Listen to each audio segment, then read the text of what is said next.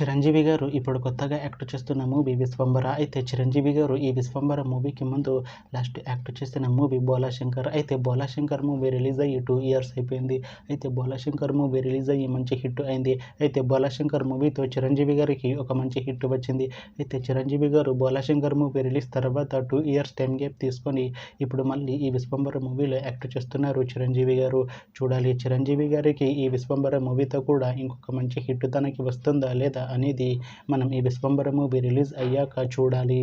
అయితే ఈ 'విశ్వంబర' మూవీలో మౌని రాయ్ గారు యాక్ట్ చేస్తున్నారు. అయితే మౌని రాయ్ గారు ఈ 'విశ్వంబర' మూవీకి ముందు లాస్ట్ యాక్ట్ చేస్తున్న మూవీ 'ద భూతాని'. అయితే 'ద భూతాని' మూవీ రిలీజ్ అయ్యి 1 ఇయర్ అయిపోయింది.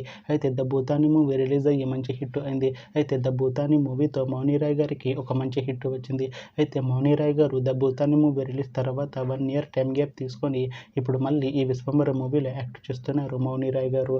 చూడాలి మౌని రాయ్ గారికి ఈ 'విశ్వంబర' మూవీతో కూడా ఇంకొక మంచి హిట్ తనకి వస్తుందా లేదా అనేది మనం ఈ 'విశ్వంబర' మూవీ రిలీజ్ అయ్యాక చూడాలి. అయితే 'విశ్వంబర' మూవీ టీం ఈ మధ్య ఒక చిన్న టీజర్ని అలానే ఒక పాటని విడుదల చేసింది. అయితే వాటికి మంచి రెస్పాన్స్ వచ్చింది. అయితే 'విశ్వంబర' మూవీ టీం ప్రస్తుతం షూటింగ్లో బిజీగా ఉన్నారు. అయితే 'Vishwambhara' movie shooting already 90% complete అయిపోయింది అంటున్నారు మూవీ టీం. అయితే 'విశ్వంబర' మూవీ టీం మాత్రం చాలా కాన్ఫిడెంట్గా ఉన్నారు. ఈ 'విశ్వంబర' మూవీ మంచి హిట్ అవుతుంది అంటున్నారు మూవీ టీం. అయితే 'విశ్వంబర' మూవీని 2026లో రిలీజ్ చేసేలా ప్లాన్ చేస్తున్నారు మూవీ టీం. చూడాలి 'విశ్వంబర' మూవీ రిలీజ్ అయ్యాక మంచి హిట్ అవుతుందా లేదా అనేది మనం ఈ 'విశ్వంబర' మూవీ రిలీజ్ అయ్యాక చూడాలి. Thanks for watching this video friends. మీకు ఈ వీడియో నచ్చితే ఈ వీడియోని లైక్ చేయండి. ఇంకా ఇలాంటి మూవీ అప్డేట్స్ కోసం ఈ ఛానల్ని సబ్స్క్రైబ్ చేసుకోండి.